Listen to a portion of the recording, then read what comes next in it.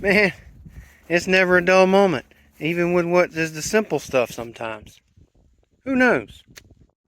Well, hello everybody, welcome back. Josh here with Josh's Lawn and Landscape. And for those of you who haven't noticed in the first 5 or so seconds of this video, I don't have my hat today. Just walked right out and left it. Oh well.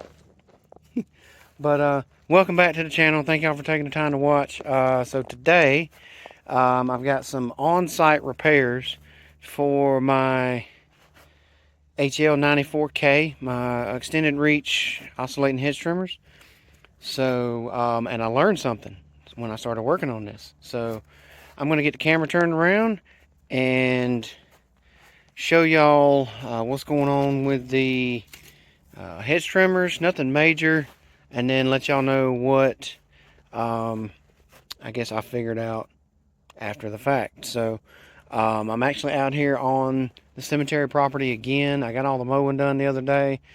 I was going to try to do all the mowing this evening, but I think once this is over, I'm going to head to the house. My wife's not feeling good, and there's a couple of things need to get done, and I've only got one other job scheduled for tomorrow, and it's actually right down the road from here, so I'll just come by here maybe first thing in the morning when it's cooler, and then head over to what is actually one of the pruning jobs. So it's actually right down the road from here.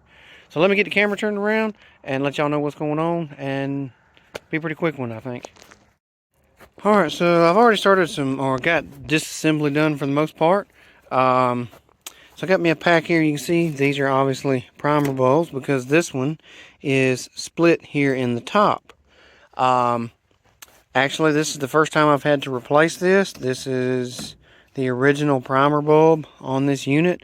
So as you can see, the oscillating head folds around. Good extended reach on them.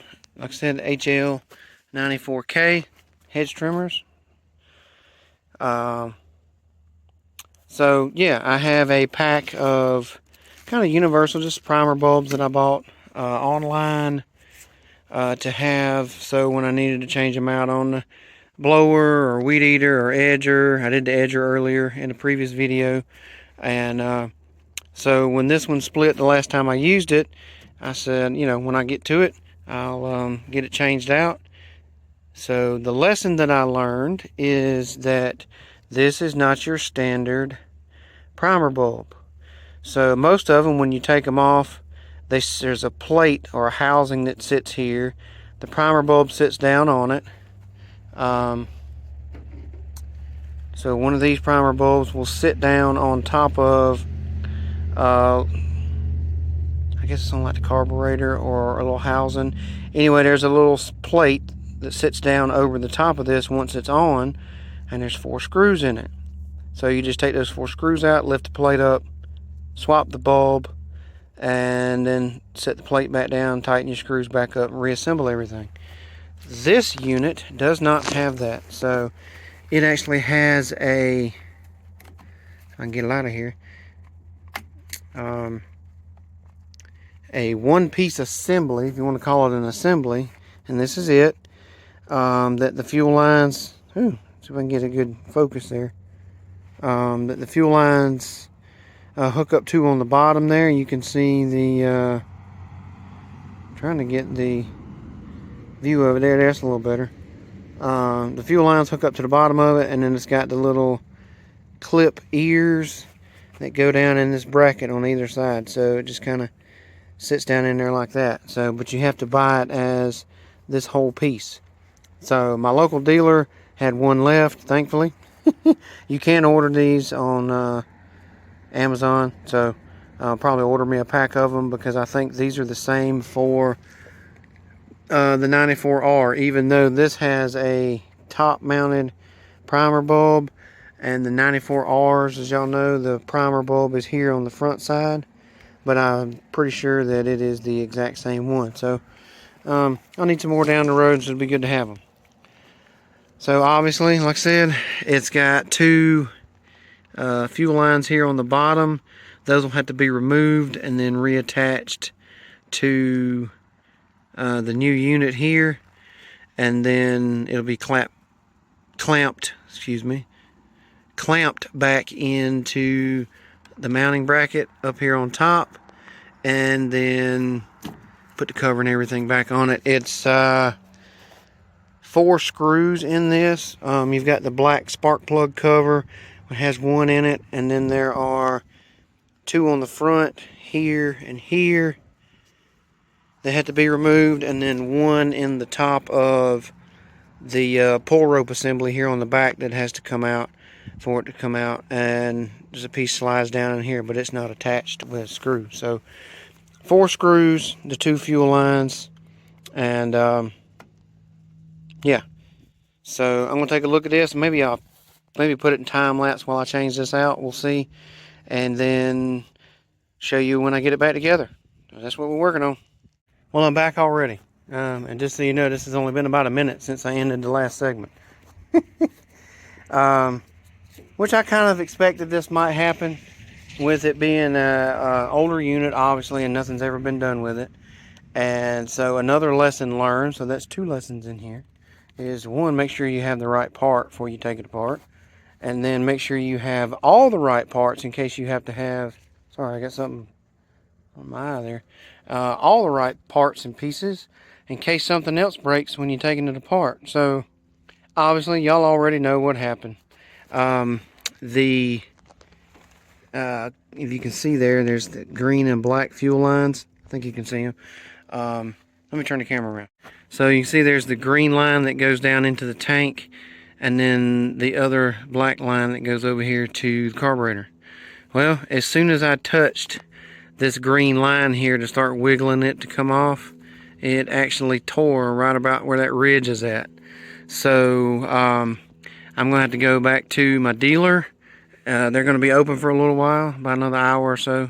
So I'm just gonna pack it up and head that way, and I'll try to finish this video out back at the shop. And yeah, who knows, I might get tired of fiddling with it and leave it there. So y'all hang around. I'm gonna try to go see if I can pick up these fuel lines here, and then I will get back to wrap up the video, and discuss all the other parts. So hang around. Well, alright, sorry to disappoint, but I actually ended up leaving the hedge trimmer at the dealer. So they did not have the fuel line. At least one of them I know of. I think he was going to order another one just to have some extra, but one of the lines anyway he had to order was not in stock, and so I just decided to go ahead, since I'm not going to be using it until it's fixed. I just decided to leave it there, and when the parts come in, they're going to fix it, and then I'll just go back and pick it up. I have my HS45, the regular handheld trimmer that I can use, so I'll be using that on that pruning job. And so that's just an update on where I stand with that. Like I said, sorry I didn't get to maybe do some time-lapse footage of me actually trying to fix it and whatnot, but I'll go over, well, it won't make no sense to do that because that'll be a while, and this is kind of wrapping up the video. So but hopefully that stuff will come in before long, and they'll get that fixed before I have hopefully no issues with the HS45's trimmers. So yeah, that's where that stands. So again, hey, I didn't get any more footage of that. That's just what's going on with the hedge trimmer, and like I said, something I learned with the different style primer bulb. And sorry, I was just checking traffic. So, but getting on this thing like Ray. And shout out to Ray. Ray's Lawn and Landscape. Good guy over there, good content. If you haven't yet, go check his channel out. But if you want to wrap this one up, I'm rambling on. I will reintroduce the HL94K when I get it back. But right now, heading on in, wrapping this video up, and hopefully everybody's doing all right. And y'all, as always, be safe, be kind, be blessed, and I'll catch y'all on the next one. Thanks, everybody.